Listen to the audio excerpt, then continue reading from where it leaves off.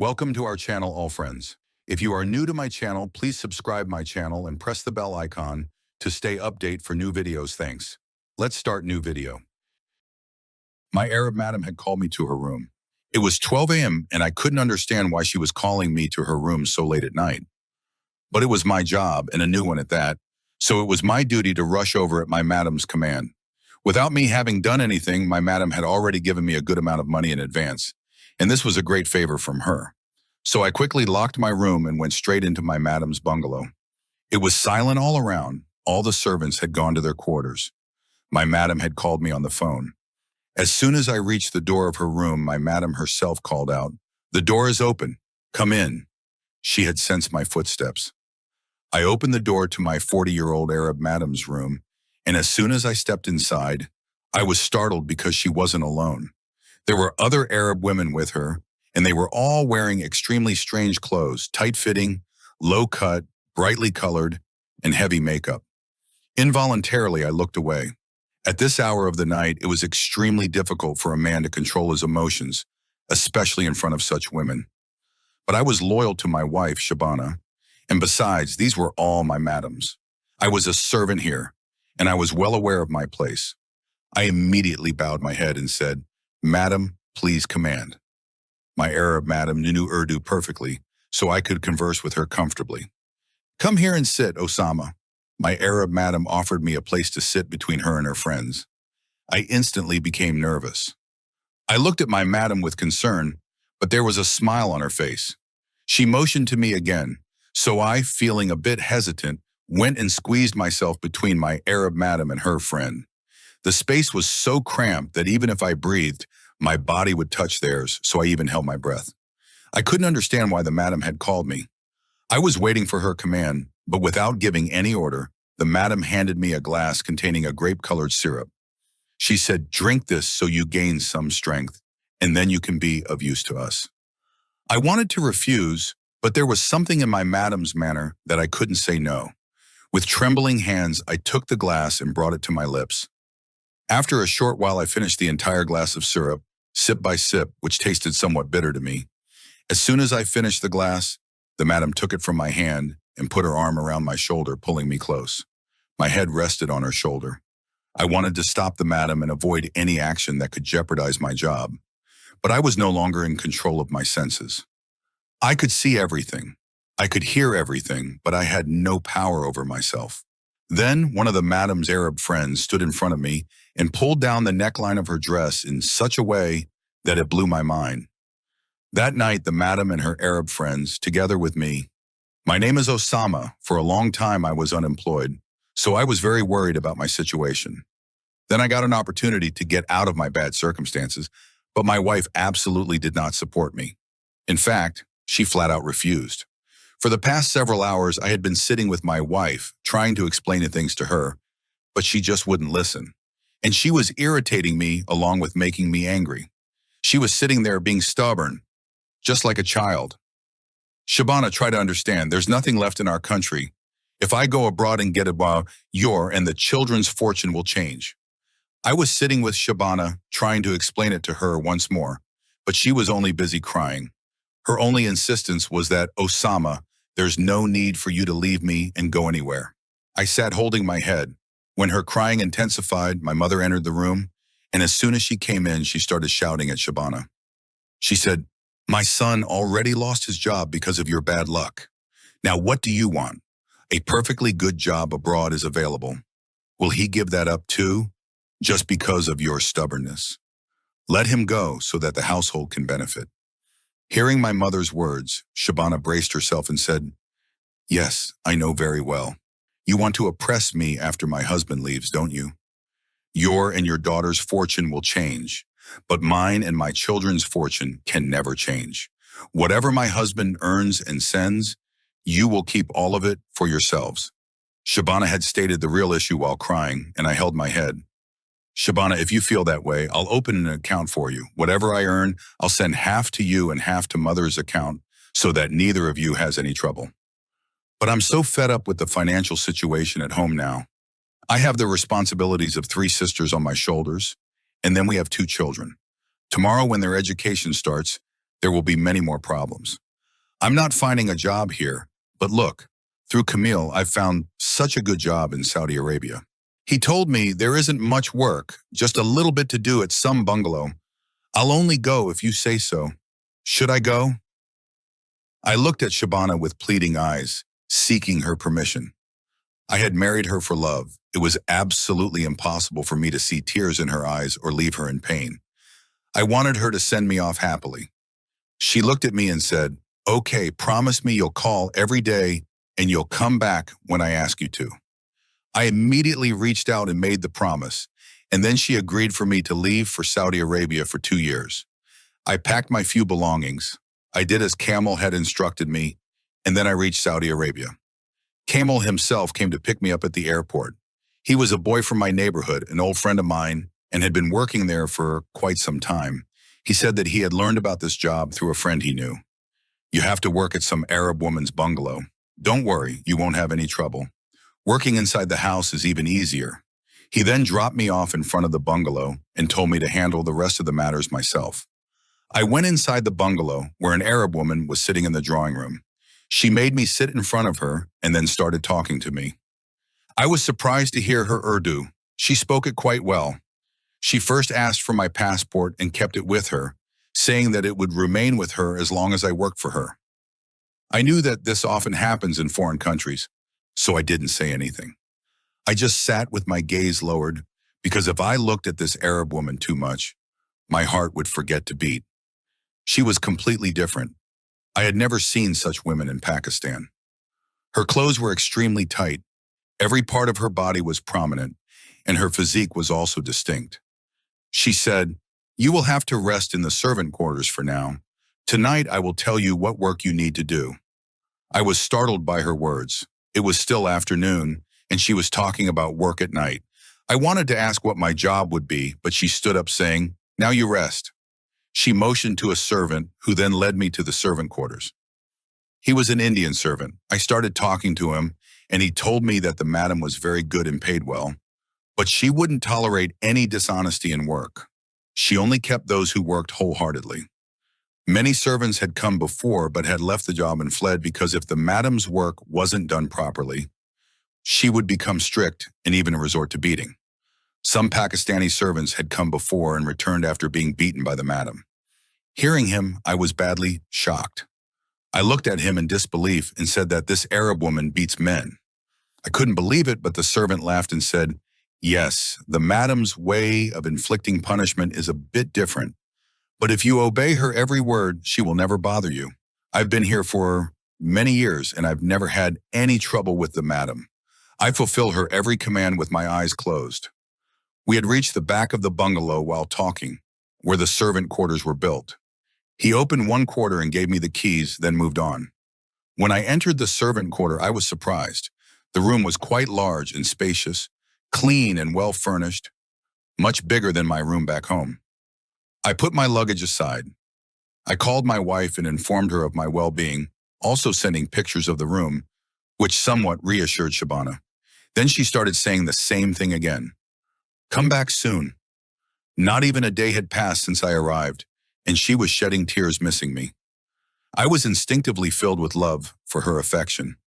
She loved me just as much. In fact, she and I studied in the same college. We completed our graduation together, and then I married her out of love. It was my misfortune that after marrying her, I lost my job. After that, I searched for a job for a long time, but couldn't find one. Poor thing, she started supporting us by teaching at a school, but then she got pregnant and had to leave school. My mother and sisters had started tailoring work at home. That's how we were managing. I kept looking for a job but couldn't find one. My second child was born, and life became like a torment for me. The thought that my expenses were being borne by my sisters, and also those of my wife and children, was enough to kill me. I, as the elder brother who was supposed to marry off my sisters, had become dependent on them.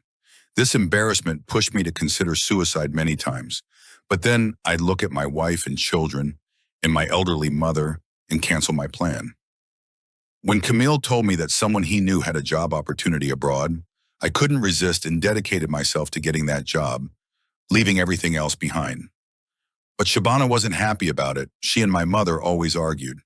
This time she had created a scene about how if I left, my mother and sisters would keep taunting her. Actually, my mother wanted me to marry according to her wishes, and when I married Shabana, it saddened them, and they would repeatedly express this sorrow to Shabana, but in the form of taunts. Shabana was still saying that if I didn't return soon, my mother would keep cursing her. I had promised her that I would take leave and come back quickly, even though I had no such intention. Returning home from a foreign country was not easy at all, and my job hadn't even started yet. After a brief conversation, I hung up the phone. I wondered what kind of work I would have to do here. I thought the madam might have called me for cleaning the bungalow or washing clothes. If the madam had told me about the job, perhaps I wouldn't have been so worried. But now the thought kept recurring, what if the work was very difficult? Just like that, night fell, and the madam called me to her room. I reached the madam's room, and she was sitting alone. She had a paper in her hand. She placed it in front of me and said, "Osama, sign this." I looked at the paper carefully and became distressed because everything was written in Arabic, and I didn't understand the Arabic language. I looked at the madam, and she said, "This is the work agreement. Before starting work with you, I want you to sign this agreement. It states that you cannot leave the work in the middle, because if you do, I will incur a loss. I have paid for your visa and ticket, so you will not think about returning before 1 year under any circumstances." Now I was even more worried. I said, "Madam, first tell me about the work. I don't even know what I've left my homeland for to come here." The madam smiled and said, "Don't worry, you'll work inside the bungalow. I won't send you anywhere outside. You can rest comfortably all day and work at the bungalow at night." Then the madam opened her purse, took out a good amount of money, and handed it to me, saying, well, this is your advance salary. I know you have a wife and children, so you can send money home." My eyes remained wide open, seeing so much money. I hadn't even started working yet, and I had received such a large sum as an advance that if I converted it to Pakistani currency, it would be more than 100,000 rupees. I took the money with some hesitation. The gleam of that money blinded me so much that I signed the Arabic paper without reading or understanding it, simply at the madam's instruction. After signing, I looked at the madam's face, thinking perhaps she would tell me something about the work now. But the madam said, "Today is your first day. You rest. Enjoy all of tomorrow as well. Your job will start tomorrow night, and don't worry, I will give you much more money than you can imagine." Then the madam sent me back to my quarter. I laid down in my quarter, but sleep wouldn't come to my eyes. I called Shabana, who woke up from her sleep. Hearing my voice, she became worried and asked, "Osama, is everything all right?" Then I hesitantly told her that the madam had made me sign a contract before starting work. Shabana asked in surprise, "What kind of contract?" And then I told her that my return wasn't possible before a year. Hearing this, she was silent for a long time, but then I told her that I was sending her 50,000 rupees tomorrow itself. Hearing this, all her sadness vanished. She said in surprise, "So much money right after going?" Then I told her that the madam had given it as an advance, and she became very happy. She said, "Then work with dedication. In a year, you'll save a good amount of money, and then don't go abroad again. Start some work here instead."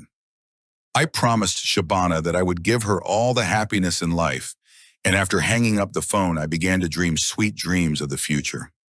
I would have my own house, my own car, my own business.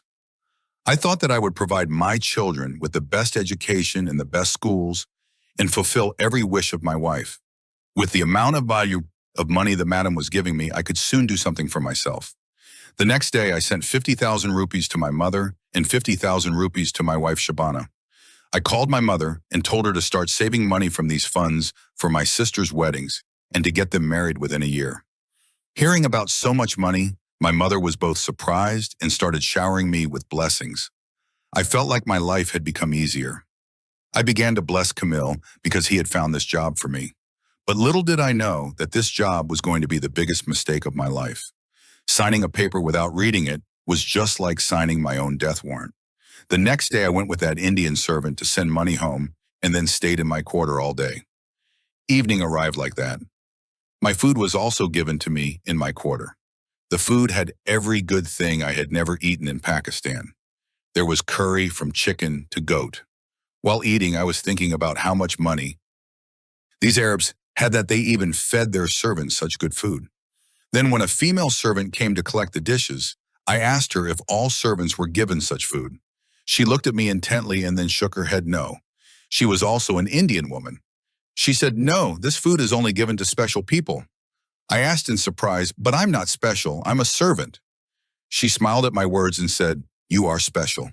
You will find out soon." I didn't understand what she meant. She picked up the dishes and left. 2 hours later, my madam summoned me to her room and said, "Come, your work is about to begin. Come on." Hearing this, I became nervous and entered the bungalow with quick steps. It was such a magnificent bungalow that it used to take 10 minutes just to get from the servant quarters to the main bungalow. I headed towards the madam's room, and as I reached the door, the madam herself called out and said, "Come inside, Osama." I was startled that the madam had even sensed my arrival, or perhaps she was waiting for me. Anyway, I opened the door and stepped inside, then froze. I had thought that the madam would be alone so late at night, but there were 2 or 3 other women in the madam's room. They were also Arab. Their clothes and appearances were quite strange, so much so that I nervously averted my gaze. I still hadn't found out whether the madam was married or not, or who else lived with the madam. Since I arrived, I had only seen the madam. I stood there with my gaze lowered and asked, "Yes, madam, what is the command? What is the work?" The madam looked at me with a smile and said, "Why are you so shy, Osama? Come and sit here." The madam forcibly made space between herself and her friend. By then I had realized they were indeed the madam's friends. The space was so small that it was difficult for me to sit, but at the madam's forceful command, I held my breath and sat in that tiny space. Then one of the madam's friends brought a strange syrup to me, which the madam forcefully pressed to my lips, and I had to drink it.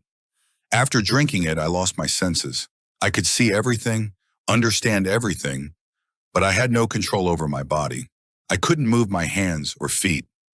I didn't understand what had suddenly happened to me. Then these large, well-built women lifted me and threw me onto the bed, and the madam lay down beside me. The madam herself began to undress my body with her own hands, and one of her friends picked up a camera and started making a video. After that, the kind of video the madam made with my lifeless body made the ground slip from under my feet. I could never have imagined that my Arab madam would do such a thing to me. They continued to use me, one by one, for several hours, recording it all like a film on camera. In the morning, when my hands and feet were able to move a little, they all left me, and the madam said, "Now go to your quarter, rest all day, eat and drink well. Come back tomorrow night. This is your job, and this is what you have to do." Hearing the madam's words, I screamed and said that I couldn't do any of this, that it was extremely wrong, and that she had taken great advantage of me. My madam laughed and said that I myself had signed the contract that I couldn't leave the mob in the middle. "Actually, the servants who came before you fled in the middle, so this time I made sure to get this contract signed. You will get the best food, you will get your salary before time. You just have to do what we want." When I flatly refused, the madam said, "If you don't agree, I will call the police and then I will make you tour the lockup." Hearing about the lockup, my heart sank. I quietly returned to my quarter, and the same woman who had given me dinner brought me breakfast. Crying, I told her everything. She said that they all already knew this, that the madam always did this. "But why did you sign? You too were blinded by the greed for money. Now you have to suffer." That woman had no sympathy for me. She was loyal to the madam. I didn't know what to do. Then Shabana called, and I spoke to her with great difficulty. I couldn't even tell her what a catastrophe I had been through. The next few days passed like that, and the madam and her friends completely drained me. There was no life left in my body. After drinking that syrup, she made me drink. Even my bones felt lifeless. It was as if I was slowly heading towards death. Then one day I found an opportunity and told Camille everything. He came to meet me and was stunned to learn about it all. He then helped me, and we got the police involved. The police sent me back to my home country and started an investigation against that Arab woman. It was then discovered that this woman had exploited many boys in the same way before. She was involved in making obscene films, and this was her real business. When I returned home, my mother was not happy at all because she wanted me to continue my job. However, Shabana was very happy that I had returned. After coming back, I started looking for a job again. I found a modest job that allowed us to manage the household expenses. I started working legitimately, and Shabana also resumed teaching the children. Together, we managed the household expenses. My sisters also continued their tailoring work, and thus they started bearing their own expenses. Soon, one of my sisters is getting married, and then, somehow, through hard work, I will arrange the marriage of my other sister as well. I couldn't tell Shabana what I had suffered abroad, but I definitely want to tell all of you. Never be happy just hearing about a job abroad. Instead, first gather complete information about what you will have to do there, because often people are deceived just like I was.